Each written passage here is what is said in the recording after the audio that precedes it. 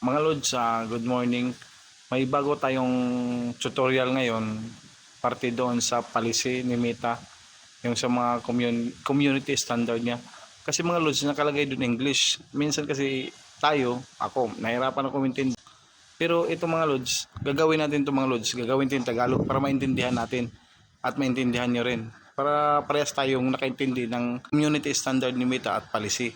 Tara mga Lods, samahan nyo ko at tuturo ko sa Punta tayo mga Lodis sa ating Facebook. Pindutin nyo yung three lines sa taas. Pagkatapos, pindutin nyo yung settings. Pindutin yung community standard. Yung language sa taas, pindutin natin yan. Scroll up nyo lang ng scroll up yan.